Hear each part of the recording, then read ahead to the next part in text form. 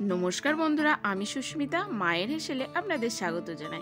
आज हलो पयला बैशाख, ताई सकल बंधुदेर जानाई शुभ नवबर्ष। और तार नवबर्ष उपलक्षे आजके निये चले एसेछि एकटा पायेसेर रेसिपि। एटा जे कोनो पायेसेर मतो ना, एकटु आलादा इउनिक भावे आपनादेर पायेसटा करे देखाबो आजके। सेई नतुन रेसिपिटार मध्ये की की व्यवहार करेछि सेटाई किन्तु देखार अनुरोध रइल। एतटा टेस्टी और एतटाई सुस्वादु खेते এই পায়েসটা একবার বানালে কিন্তু বানাতে ইচ্ছা করবে বারবার এইভাবেই।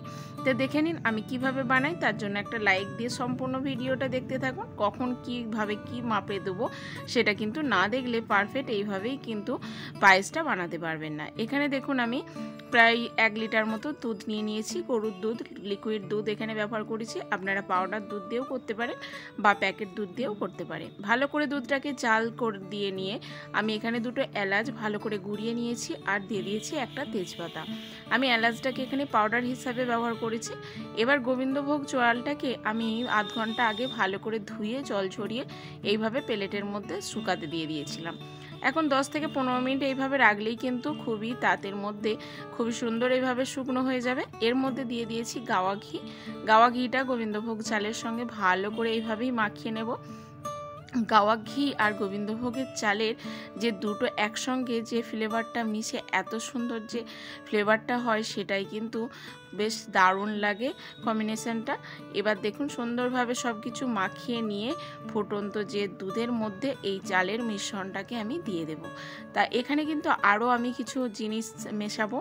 এটা কিন্তু সাধারণ চালের পায়েস নয়, এর সঙ্গে কিন্তু রাঙালু যাবে।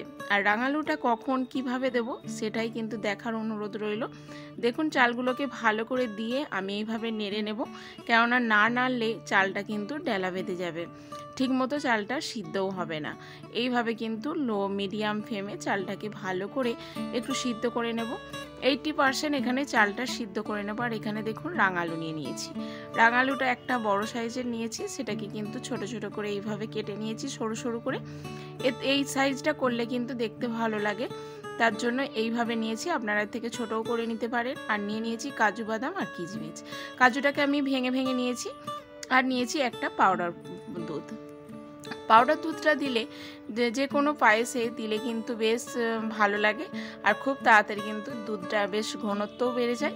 এখানে ওই দুধ যে গরম করতে দিয়েছিলাম সেই দুধ থেকেই এখানে দিয়ে দিলাম 1 কাপ মতো দুধ। সেই গরম দুধের মধ্যে পাউডার দুধটা আমি মিশিয়ে রেখে দেব। এটা কিন্তু সাইডে রেখে দিলাম, পরে আমি ব্যবহার করব। কখন কিভাবে ব্যবহার করব সেটাই দেখার অনুরোধ রইল। তাই এবার এইভাবে গুলে নিয়ে ভালো করে মিশ্রণ করে নিয়ে আমি সাইডে রেখে দিচ্ছি। সুন্দরভাবে ওদিকে আমার চালটাকেও বেশ 80% সিদ্ধও করে নিয়েছি। দেখি বুঝতে পারছেন চালটা কিন্তু অনেকটাই সিদ্ধ হয়ে এসেছে। দেখুন অনেকটাই কিন্তু সিদ্ধ হয়ে এসেছে আর দুধটা কিন্তু অনেকটাই ঘনত্বও হয়ে গেছে। এই সময় দিয়ে দেব রাঙালুটা। রাঙালুটা কিন্তু এই সময়তেই দিতে হবে। চালের সঙ্গে দিলে কিন্তু রাঙালুর চিহ্নটা আপনারা আর পাবেন না, পুরো একদম গলে যাবে। তার জন্য 80% চালটা সিদ্ধ করে নিয়ে তারপরে দিয়ে দিতে হবে কাজু কিশমিশ আর রাঙালুটা। ভালো করে আমি এবার নাড়াচাড়া করে নিয়ে ঢাকা চাপা দিয়ে দেব প্রায় 5 মিনিট মতো। তাতেই কিন্তু রাঙালুটা সিদ্ধ হয়ে যাবে সুন্দরভাবে। এইভাবে সুন্দরভাবে নাড়াচাড়া করে নিলাম। দেখুন আমি এখানে 5 মিনিট পর এবার স্বাদ মতো এখানে মিষ্টিটা দিয়ে দিলাম। আমি এখানে চিনি ব্যবহার করলাম, আপনারা কিন্তু খেজুর গুঁড়ো দিয়ে দিতে পারেন। তা চিনিটা দিয়ে ভালো করে কিন্তু এখানে মিশ্রণটাকে মিশিয়ে নেব সুন্দরভাবে। স্বাদ মতো এখানে মিশ্রণ চিনিটা দিয়ে এইভাবে নাড়াচাড়া করে নিতে হবে। নাড়াচাড়া করে নেওয়ার পর এখানে কিন্তু লিকুইড যে দুধটা বানিয়ে রেখেছিলাম পাউডার দুধের মিশ্রণ সেটাও কিন্তু এই সময়ই দিয়ে দিতে হবে। আর স্বাদ মতো কিন্তু 1 চিমটি লবণ দেবেন, না হলে কিন্তু যে কোনো মিষ্টির রেসিপিতে সেটা কিন্তু মিষ্টি হয় না, হাজার মিষ্টি দিলেও একটা পানসে ভাব থেকেই যায়। তার জন্য দিয়ে দিলাম 1 চিমটি লবণ। এবার ওই লিকুইড দুধটাকেও পাউডার দুধটা যে মিশ্রণ করেছিলাম সেটাকেও দিয়ে দিলাম।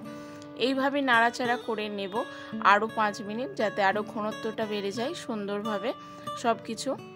আর আপনারা এইভাবে মনে হয় পায়েস খাননি, একবার এইভাবে বানিয়ে দেখবেন, অসম্ভব সুন্দর লাগে। আপনারা আলাদা আলাদা করে নিশ্চয়ই করেছেন, গোবিন্দভোগ চালের পায়েস আর রাঙালুর পায়েস করেছেন আলাদা আলাদা। এইভাবে দুটো একসঙ্গে করে দেখবেন, অসম্ভব সুন্দর লাগে। আর এর গন্ধ তো কি বলবো, না করলে কিন্তু বুঝতে পারবেন না, এতটাই টেস্টি হয় আর এতটাই সুন্দর লাগে খেতে। দেখুন অনেকটাই কিন্তু ঘনত্ব বেড়ে গেছে আর সমস্ত কিছু সিদ্ধও হয়ে গেছে সুন্দরভাবে। এবার আমি একটা পাত্রে তুলে নেব। আর গরম বা ঠান্ডা এত সুন্দর লাগে এই পায়েসটা খেতে। আর এখন গরম আছে বলে এই পায়েসটা কিন্তু অনেকটাই পাতলা পাতলা হয়ে আছে, আর একটু কিন্তু ঠান্ডা হয়ে গেলে বেশ চাপচাপ মতো হয়ে যাবে, খেতে কিন্তু আরও সুন্দর লাগবে।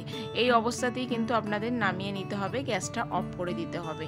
দেখুন কতটা লোভনীয় হয়েছে। এবার এটাকে আরও সুন্দর বানানোর জন্য এর ওপর আমি দিয়ে দেবো গোলাপের পাপড়ি, যাতে কে দেখতে যেন আরও সৌন্দর্য বেড়ে যায়। দেখুন সুন্দরভাবে এখানে আমি গোলাপের পাপড়ি দিয়ে বেশ সাজিয়ে নিচ্ছি। কতটা সুন্দর লাগে এই পায়েসটা। আপনারা এইভাবে একবার বানিয়ে দেখুন, অসম্ভব সুন্দর লাগবে। সম্পূর্ণ ভিডিওটা দেখার জন্য ধন্যবাদ। ভালো থাকবেন, সুস্থ থাকবেন। ভালো লাগলে প্লিজ পাশে থাকবেন।